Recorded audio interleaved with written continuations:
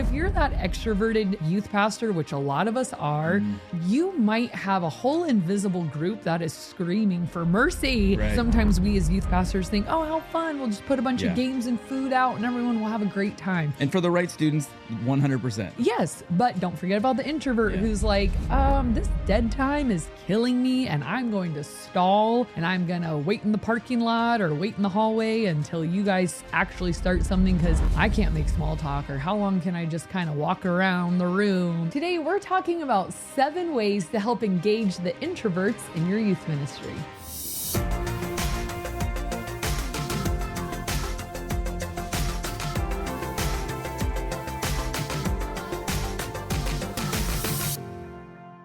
Welcome to the Ministry Coach Podcast, where every week we give you actionable and practical tips to help your youth ministry. My name is Jeff Lascola, and this is Kristen Lascola, and today we have 7 tips for you for engaging introverts in your youth ministry.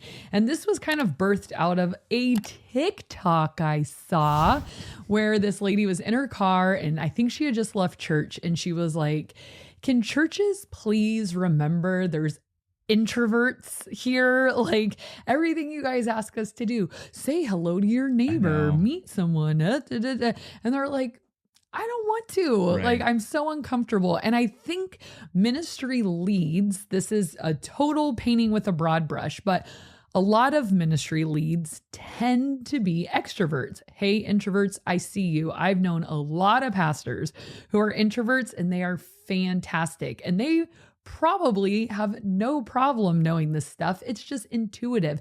But if you're that extroverted youth pastor, which a lot of us are, you might have a whole invisible group that is screaming for mercy. Right. And we're going to have 7 quick tips today to help you be a little more sensitive to the needs of people that don't share your enthusiasm for meeting everyone, talking to everyone, mingling with everyone. So, number 1, we've talked about this in a different context before, but you need more leaders in the room. I've said before, the more leaders in your ministry, the better, for a lot of reasons, like safety and ratios and all of these things. But in this particular context, people that are available for one-on-one conversations. So I have a student in my ministry who is probably the biggest introvert I've ever met. Every single time we talk, she tells me, I do not like people. That is her verbatim, what she says. And she said, I do not like big crowds. And she's homeschooled and she likes it that way. She plays solo sports. Like, she does horseback riding and aerial silks and like all these things that require you to just... What's aerial silks? You know those like circ people that like, it's like those silks that hang down and they like wrap themselves up and they come down and yeah, she does that. It's amazing, but they're all solo things, right? She said, I kind of wanted to try gymnastics, but there's too many people there, you know? So she's your like hardcore introvert. Well, what does it take for me to get her to engage? She won't play the games. She just sits on her phone. I have to literally go sit next to her and just fully lock in, engage one-on-one. That's fine, but other students need me as well. So I can't spend all my time just talking to her. So today I was talking with her and we were having a great conversation. I really enjoy talking with her, but another student came up and started wanting to tell me all about homecoming and this and that. And you could tell she was like, I'm out of here, you know? And I thought to myself, man, if I had more leaders in here today that could be engaged with these introvert students one-on-one and really give them the attention, then they would feel seen. They would walk away feeling like, I liked church today. Someone saw me. I had a great conversation, because they're never going to be the ones that are like, hey guys, want to hear all about my weekend, or like being like playing our games and stuff. They just are like, hey, you sit me down with someone with focused attention and now I'm happy. And she was. So the more leaders you have, the better in terms of introvert. And even tell your leaders, hey, be on the lookout for this type of kid that maybe you mistake them for being withdrawn and they're not. They're just quiet. And introverts usually wait for people to come to them. Like they usually don't go to people, but when someone does come to them, they're usually very friendly and will talk and engage and open up. And her and I have had amazing conversations every single time I go to her. Right. So I remember like last Christmas or something, she made me this homemade Christmas gift. And it just touched my heart so much because I'm like, you do like me. Okay. You know, because you didn't have to do that. Right. You know, it was very sweet. And so these introverts a lot of times are like, just engage with me and you. That's it. Yeah. Which isn't realistic if you're the only adult in the room. Right. Okay. Number 2, another way to engage your introverted students is leverage your student leaders to help you with that. So kind of a similar sentiment to what we were just talking about with point number 1. Today, I had a great example of that again. There was a new student and she was having a really hard time acclimating to the class. And I was getting to know her and asking her questions and stuff like that. And she just started, her mom left and she just sat on the ground right where she was and started bawling. I'm like, I'm not going to go get that mom and be like, oh, I'm sorry. You know, I'm just like, okay, we are going to figure this out. So one of my student leaders, she is very nurturing and mature and has a very calm energy. And I said, hey, like, can I introduce you to my friend? She is going to sit with you. She already has a seat over there. She is so excited to meet you. And, you know, if we play a game, she'll show you exactly how to play it. And it was like, cause I gotta go, you know, like it's time to start the program. You know, I'm like in the sound booth and helping with this and doing that. And it was so great that I could use one of my very capable student leaders to take on this student who definitely was introverted and needed someone to just kind of like come alongside and be their buddy. And I talk with my student leadership team all the time at our meetings of like, guys, like, when you step into a leadership position, no longer are you always thinking of what's best for me. You're thinking of what is best for the group. And so I train them constantly on little scenarios. Okay, someone's getting bullied. Someone grabbed this boy's hat and they're laughing and throwing it and he's embarrassed and now he's crying. What's your next move? So train them on these scenarios. There's a kid who's crying and their parents left and they are scared and they don't know anyone. What's your next move? And that they're always ready. Like junior hires especially, they don't always have the maturity to like see it and act. But when they're called in by the coach of like, all right, this is your play. You know what to do because we've run through this. They will rise to the occasion, even if they don't engage on their own. And so using student leaders to help with these introverted students who are just trying to figure out how to make their way in your youth ministry is amazing. And especially if you have that really mature, nurturing type, which is present in some of my boys and girls, it's gives them this sense of purpose. And you even want to come up to them after and say, that was amazing. You did such a good job. That was ministry. You were doing ministry right there. I told them, you guys are shepherds. You're leading people to Jesus. You're protecting people from the wolves. You are caring, you're helping with soul care right now. So empower them with those types of words. How often do you have the student who would be classified as introverted, but they like you were saying, there's some kids that are like introverted that want to be drawn in. They want to be like, I hope I get called on, but I'm not the one to like be assertive and say what I need to say. How often do you have it where the student is like, no, I like legit don't want to be, I don't want have anyone to talk to me. I just want to be left alone. And what do you do in those cases? I don't leave them alone. Okay. I just tread differently with them. So there's some kids that you can tell I'm shy, but please see me and include me. And there's other kids that will give you a little bit more of a hostile reaction. Like there's this kid who comes on Tuesdays and like one of my leaders was like, hey man, what's up? And like went to give him a high five and he just looked at him and he's like, what are you doing? And the leader was like, I feel stupid. And I was like, oh my gosh, like he's putting out very hostile vibes. Just like, don't talk to me. And here's what I always come back to. I always tell my leaders, they're in pain. We just don't know what it is. We don't know why it is, but nobody treats a friendly adult trying to give you a high five at church with such disdain unless you're in pain. Usually it's some kind of trauma or insecurity, or they've been bullied or made fun of, or their family, there's been abuse. Who knows? But I know there's pain. Mm-hmm. So I always try not to take it personally, but then tread lightly and consistently, because like, think about this. Like, I pray almost every day, thanking the Lord that the Holy Spirit did not stop pursuing me when I was a mess. You know, like, I always believed in God. Like, I was never an atheist. My lifestyle wasn't always reflecting that, especially in high school.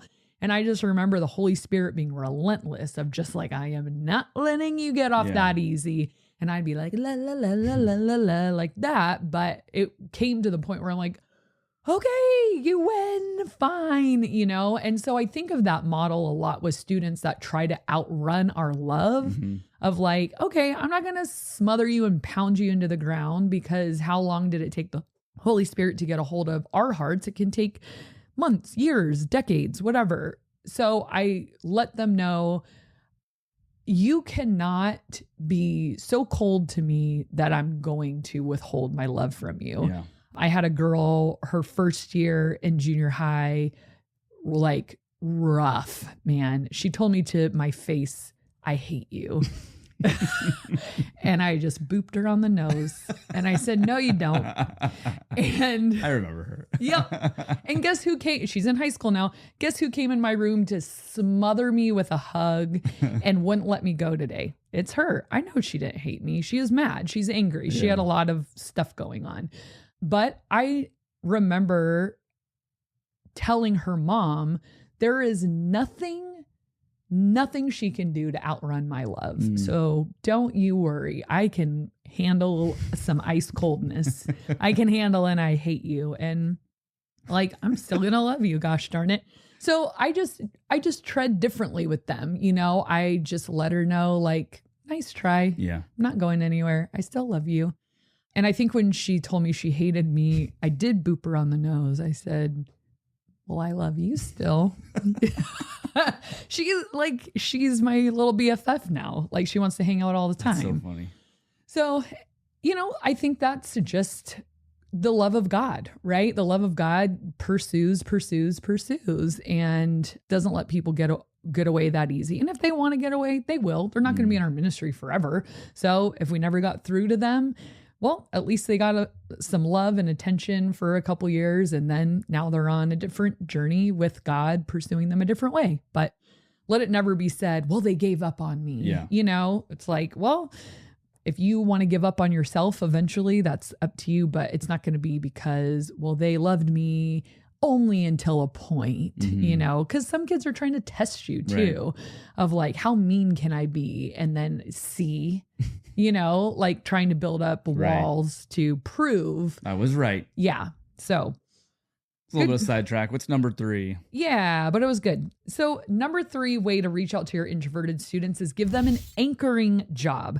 So I remember talking to a lot of parents, especially of homeschooled kids in my ministry years ago, and them saying, you know, our kids love coming. They just need a purpose. So some kids are just like, don't put me to work. I just am working the room. That's my job. You know, that's my work. But other kids are like, give me a place and a job and a purpose and an anchored spot because it's safe. So I will put those types of kids who are like, just give me a purpose and I'm good, like in the tech booth and running tech. And it kind of gives them that safety of like, well, it doesn't matter if I'm not mingling and talking to people and whatever, I've got work to do. Right. And then other things like the snack shack, running the snack shack. These are all student leadership jobs for me. So I only use introverts that are on my student leadership for this stuff. And then another really great one is they could be on your photo and video team. It requires, you know, for you to get out there a little bit, but it still gives you a job to do and something to focus on. And students usually really love it.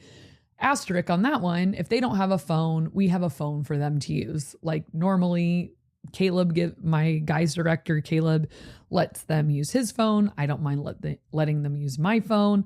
And yeah, they can walk around taking pictures and video of whatever we're doing, but giving them I think one thing for an introvert is just the aimlessness.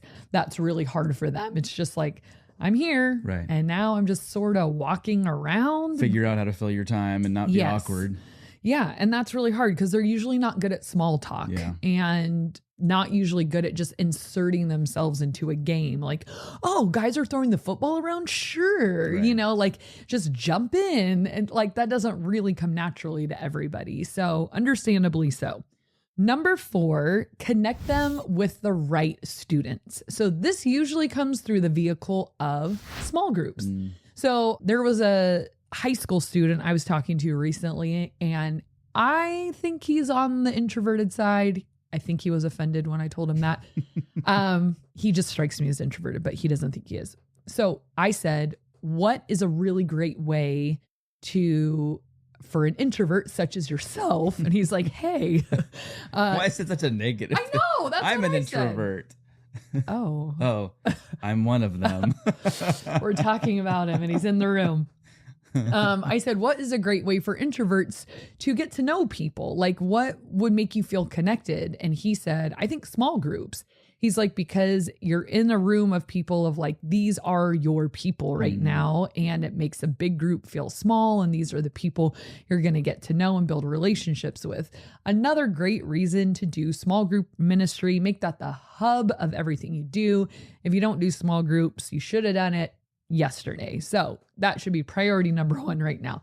But small groups. And remember, we always talk about dividing small groups for people, giving them the best chance at connection as possible, meaning grade, gender, vibe, interest, consider it all because we don't want to let's just have people get to know people they'd never hang out with in real life. No, don't do this. Right. I hate when people do that.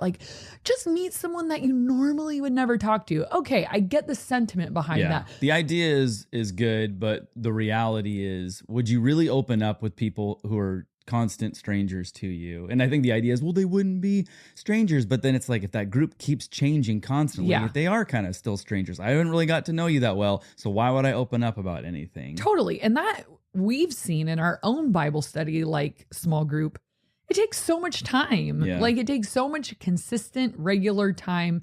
And even our life group, it's people that are the similar stage in life. They're couples with children in elementary or young junior high, right?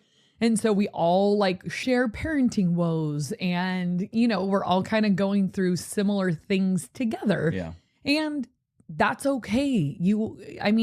It doesn't mean only be friends with people that are exactly like you. It just means when you're trying to go through life with people and figure out what does it mean to follow God together, it's easier and more connective if it's people that are your tribe, that are reflective of where you are also at. Yeah. I think there's some creative ways that you can get people to know other people in your group who are not in their small group. But I think that small group really does need to be focused on, these are my consistent people that I'm comfortable with and I can open up around, and then use those other times where maybe you can have either a game or whatever it is, a get to know you type game where they can get to know some of those people and become comfortable with them. But it's going to be different than your small group people. Yeah, exactly. So it's not don't talk to anyone else, but it's just, okay, now we're going to talk real life. So number 5, give them options for quiet yet interactive activities.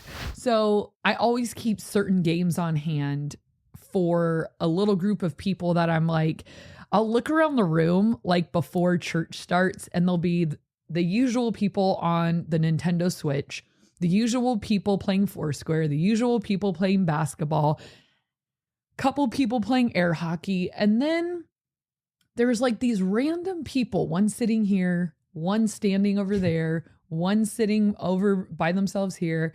And what I do is I sit on the couch and I invite all of the stragglers over to this really comfortable couch area. And I say, will someone please play Taco Cat Goat Cheese Pizza with me?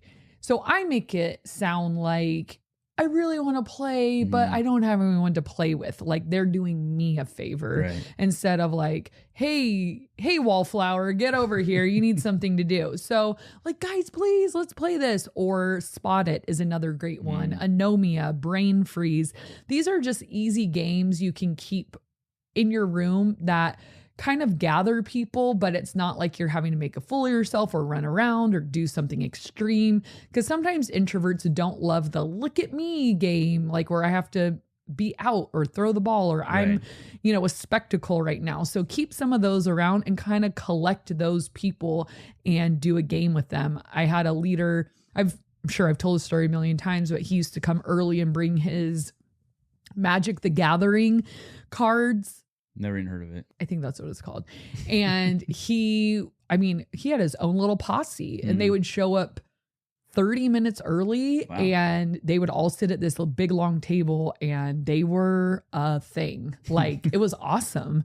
So, there's a lot of kids who love that kind of stuff. Just, I want to be invited. Sure. I'll sit and hold a deck of cards and now look at me. I'm a part of a social interacting. Group. Yeah. You also have and I guess this would be people who are like, I literally just want to be by myself. But you have those like older coloring books. Yeah. I always hate saying adult coloring books because it sounds gross, but it's like more detailed Which is such coloring a shame. I know, right? Yeah. More detailed coloring books for older kids. Yes. Or even adults, actually. Yeah. But where they can be doing something and using their creativity, their brain and all that stuff, but they don't necessarily have to. And I guess they could do it side by side with somebody else. But it gives that option because like I feel like when you're that person that's like, I don't know exactly where I fit in. I don't know what I want to do. Maybe I don't want to do anything. Just sitting here, it's like that magnifying glass with the sun and it's like it's getting hotter and hotter and hotter and I can't take it because like I just feel so like such a spectacle right now. Sure. And giving them something to do, takes that away. Which kind of brings us back to the first thing we were talking about is the more leaders you have in that room, the better. Because not only for those one-on-one conversations, but to start those little pickup games of like, hey, like you five, come here, let's play this dominoes or whatever. And so you can have yourself kind of spread throughout the room with leaders and create these little networks of kids who are doing stuff together. But the truth is, this kind of brings us to well, okay, I'm going to jump to it. It would going number off script, 6. everybody. What's happening? Well, cannot compute. Okay, this would be number 6 is being very careful with the amount of hangout time that you have. I think sometimes we as youth pastors think, oh, how fun. We'll just put a bunch of games and food out and everyone will have a great time. And for the right students, 100%. Yes, but don't forget about the introvert who's like, this dead time is killing me and I'm going to stall and I'm going to wait in the parking lot or wait in the hallway until you guys actually start something because I can't make small talk or how long can I just kind of walk around the room? And, so you want to like make a little bit of wiggle room there of like everyone to like come in and hey, and let's play a game together before service starts or have a donut or how was your weekend? There has to be some room for chit chat and just free hangout, but too much of it makes an introvert very nervous because how are they going to fill that time? Right. And that was me in high school because I would just wait in the parking lot like, oh no, oh no, oh no. But if you hear worship starting, you're like, sweet, okay, I'm going. Yeah, I can blend Everyone's in. standing and singing. I don't have to just stand and go, no one here is my friend. And it's very obvious. I'm never coming back. Yeah, I heard a story actually of a kid one time at youth group who kept hiding in the hallway and like waiting, because it was like someone finally confronted him, was like, hey, what's going on? And he's like, there's just a lot of hangout time and was upfront with it. It just said like, I just feel uncomfortable, with that much. And, parents will drop kids off early because obviously they want as much time to themselves as they can get.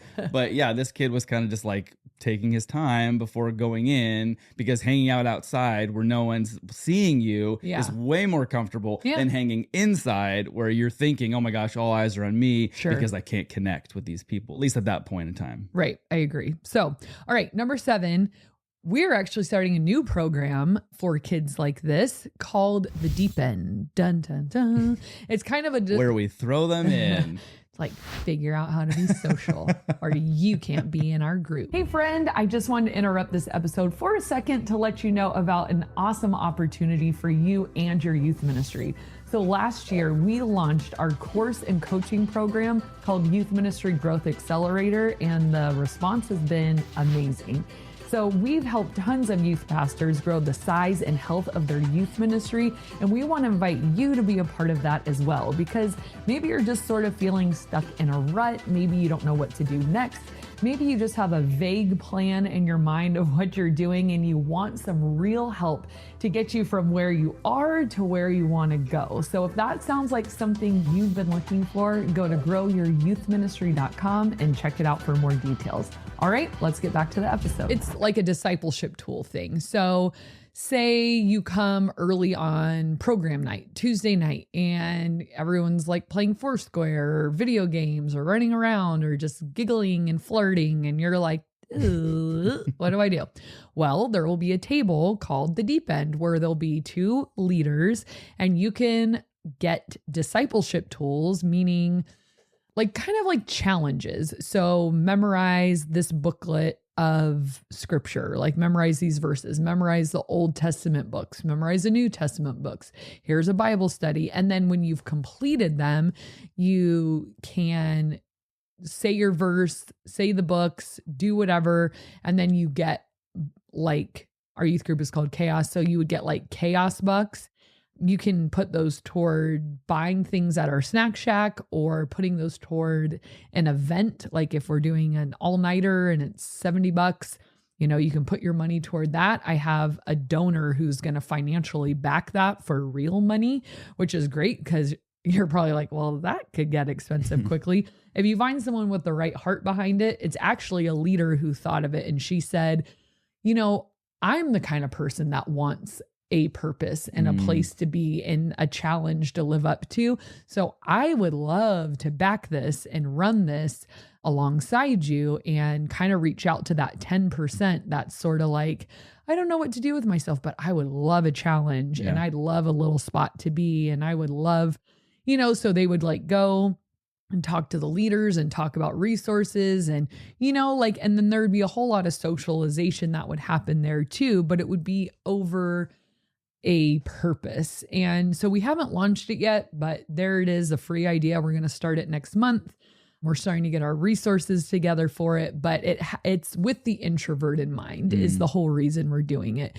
Like maybe they brought their Bible and so they get $1 and that gives them, go visit the table. And while they're there, the leader's like, hey, how are you? Wow, good job. Here's your $1. Okay, well, are you interested? Do you want to try to memorize Psalm 119, like, what do you think? I bet you could do it in a month. Okay. Or then they do come and they're reciting it and that buys them at least 5-10 minutes. Yeah. And now program's starting. Right. Ta-da.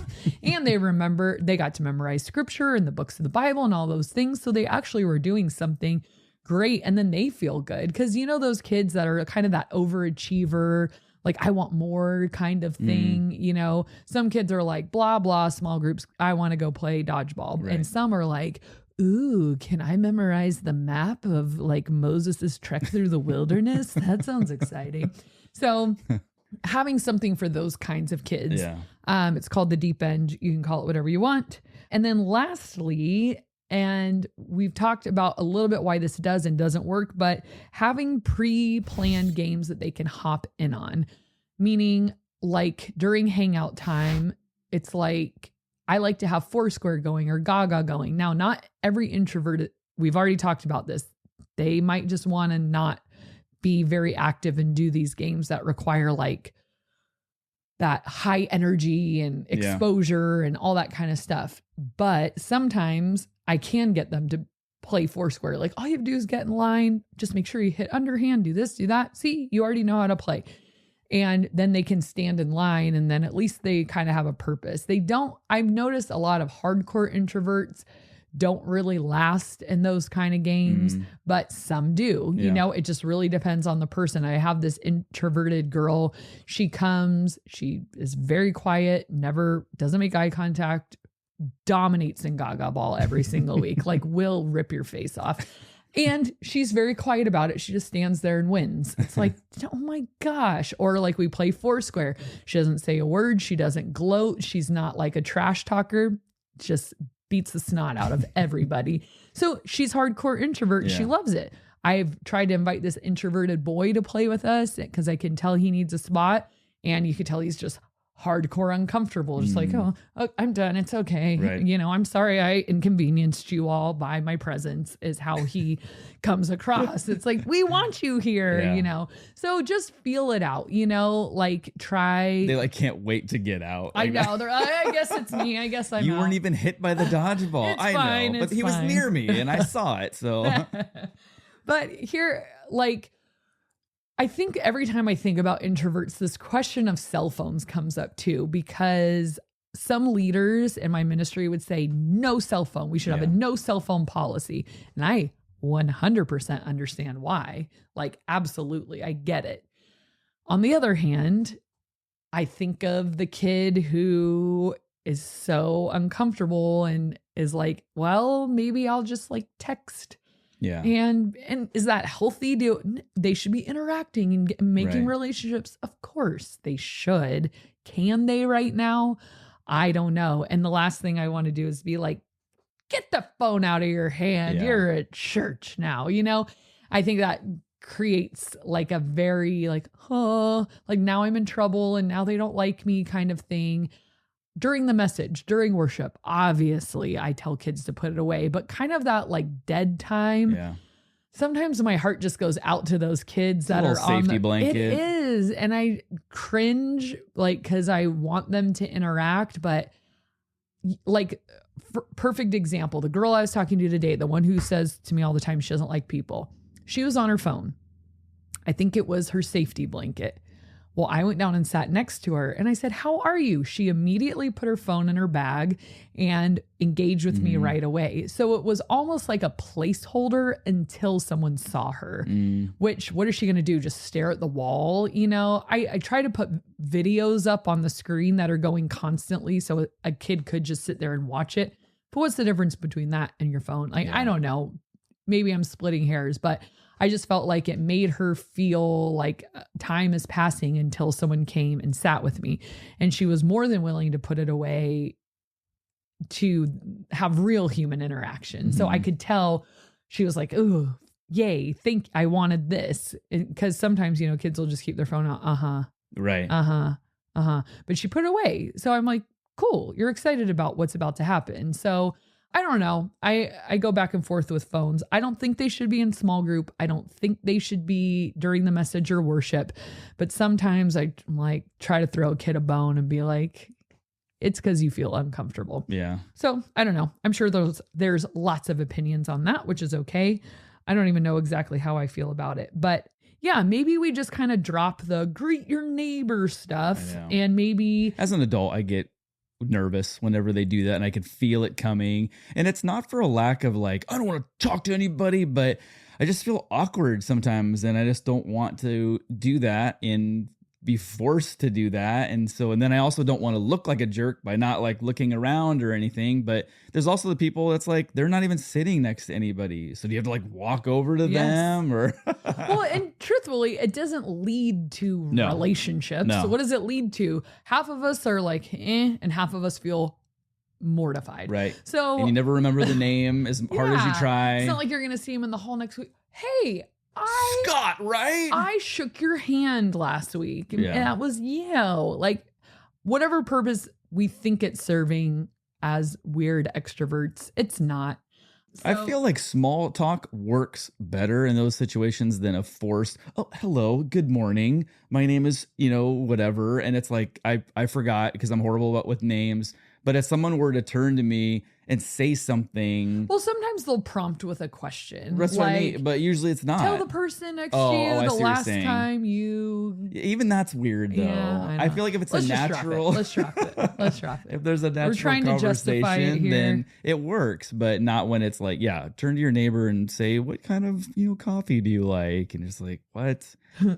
Too much work. Too much work. One also pitfall that I've I still fall into this trap all the time, is where you're going to play a game and you're like, all right, get in a team of 4 to 5 and then we're going to get started. For the introvert, they're like, what? Yeah. Like, I just have to go like absorb myself into a group of 5 people. Like, I cannot do this. Yeah. And I don't blame them. Sometimes I'm like, stupid. So, I'll go out there and be like, all right, you and you, I'll try to like piece people together. But or you do the one, I'm going to number you off and you guys, and then they just switch anyways to be with their friends. Exactly. Here's a true story. When I was in college, there was this class, I don't remember what it was, but it was a big class, probably like over 100 people in it, like stadium seating. And there was a project where it was like, get in a group of 4 or 5 and I think you had to make a video. I don't remember exactly what it was about, but they said the alternative to not being part of a group was to write a 20-page paper on that's a subject. Hardcore introvertnness. And I opted for the 20-page because I didn't know anybody and I was too afraid to like tap, shoulder tap someone and say, can I be part of your group? Yeah. And I kind of thought I would. And I was like looking for maybe somebody to ask me, which never happens. And so I finally was just like, okay, I'm doing a 20-page paper. And I had to go like do an all-nighter to finish it because I waited till the last minute, of course. But anyways. But that shows you some people are like. The willingness to not put yourself out there sometimes. It's a real thing. All right, let's do a question of the day.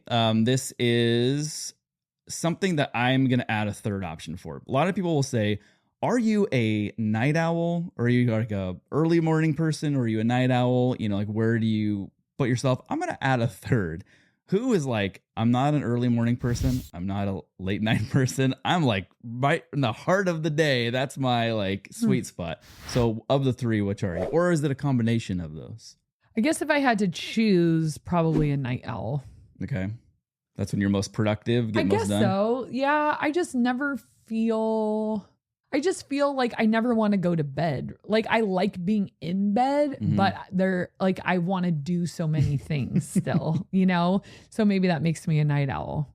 Is that when you feel like your brain is functioning at the highest capacity? Sometimes, yeah. Like sometimes I'll go to bed and then like 5 minutes later, pull the covers off and like do another hour of work because I'm like, oh, I have so many ideas right now, I used to be the night owl. I'm now a morning person, but I will say my morning person self is the most alert and chipper, but my brain is also going in a million directions. So I feel like I'm more focused at night, but have more energy in the mornings. So I'd probably be the bookends. Yeah, maybe that's a good way to put it. In the middle of the day, I crash. Focused, but the energy is in the morning. So it's like I'm focused but tired. Yeah, I resonate with that. Put in the comment section below what you are or a combination of those 3. But I wonder if there's any of the middle of the day people out there. They're like the beginning and the end of the day. No, horrible. That's the worst for me. Middle of the day is great. That's usually when like whatever caffeine you're on is probably worn off. So. Yeah.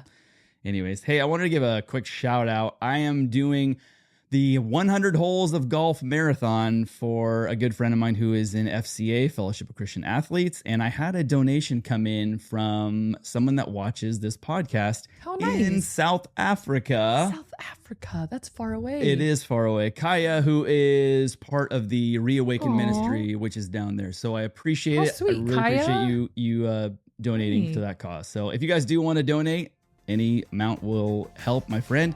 I'll put a link in the description below. So anyways, thanks again. I appreciate it. I appreciate you guys watching and listening, and we'll see you next time.